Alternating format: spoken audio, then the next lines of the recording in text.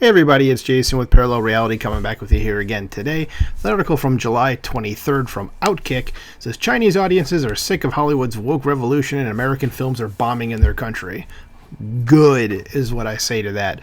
And I mentioned Christian Toto here, who's the author of the article. He has his own website, Hollywood in Toto. You should definitely check it out. Check him out because he reviews a lot of movie stuff, so man knows his stuff in that arena. So let's go ahead and see what this article has to say. It says, The Devil and Daniel Webster, a short story about a man who makes a deal with the devil, remains timeless for an obvious reason. You don't sell your soul for nothing. Hollywood sold its creative soul to China several years ago. What's that a link to here? Oh, just another Outkick article about that.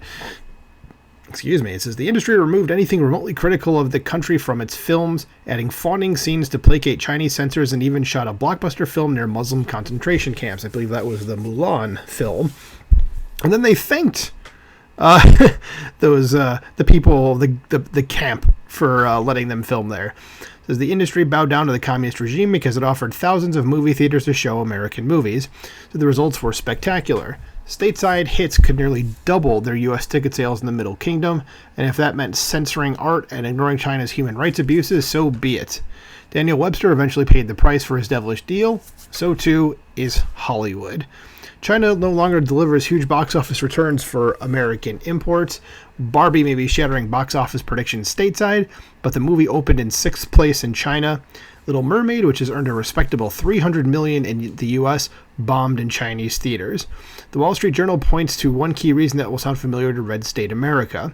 Chinese audiences, we're learning, are sick of Hollywood's woke revolution and reliance on burned-out franchises. Well, I mean, if they're not going to take it from the Americans who have been telling them this, well, maybe they'll take it from another country where they were expecting, like, another revenue stream to tell them, like, knock this shit off. So the first quote here says, Hollywood movies are more and more nonsense nowadays. Fang, 60 years old, said in the lobby of a Shanghai movie theater this week.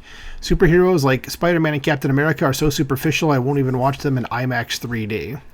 Another moviegoer, a 40-something freelancer, expounded on that concern, noting that the forced diversity measure seen across Hollywood imports, said The Little Mermaid is too focused on political correctness. I go to the cinema for entertainment, not to be instilled with certain values. So these guys are saying basically what Americans have been saying, especially right-wing Americans have been saying. So, I don't know, Disney, maybe you want to listen to them. So the article continues, says, how do you say get woke, go broke in Mandarin? That I don't actually know. It says the numbers tell an ugly, unavoidable story. The pandemic hurt movie-going across the globe, but U.S. audiences have partially come back to theaters over the last year plus thanks to hits like the Super Mario Bros. Movie and Top Gun Maverick. It's not the same for American movies in China, and both of these are good, really good movies. Top Gun's a really good movie. Super Mario Bros. Is just a fun, mindless movie. Turn your brain off for a little bit. If you're a fan of the games, watch it. And like I said, Top Gun Maverick's definitely a good movie with a nice homage to the original. So there's another quote here. It says total box office sales for U.S. films in China hit $592 million in the first 6 months of the year, down from $1.9 billion gross in the first half of 2019, according to Artisan Gateway, the year before COVID-19 restrictions crippled moviegoing. So that's like a third of what it was. That's not good. It says what else is killing American movies in China? China. It says Chinese studios have upped their game considerably over the past decade. Homegrown movies now look and sound as slick as their U.S. counterparts. That leaves Chinese citizens more than happy to watch locally produced movies that speak to their values and concerns. Of course, I would completely do the same thing if I was them. And it says it's hard to blame them. It says the book Red Carpet by Eric Schwartzel, co-author of the Wall Street Journal article, detailed how Chinese studios invited American filmmakers to teach them the ways of their craft, and those lessons apparently stuck. And the other irony, that Chinese filmmakers are encouraged to shoot patriotic films extolling their homeland's virtues and smiting America whenever possible. Yeah, so remember, these are the people that we're doing business with, or that Disney is at least.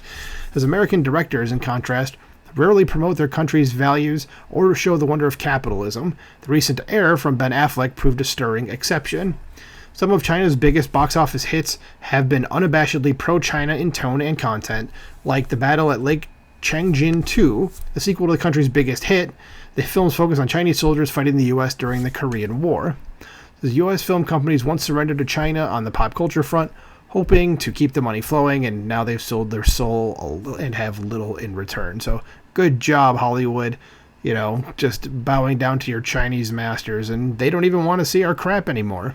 Maybe if we made some quality that wasn't focused on things people don't want, that it's only like, applies to really like, a single digit percentage of our population is in support of, maybe things would be a little better. But let me know what you guys think below in the comments. Do you agree with the Chinese audiences? Do you think Hollywood needs to do something? I mean, they definitely do, considering everybody's on strike right now. But let me know what you think in the comments below. Like, share, subscribe. Talk to you soon. Bye.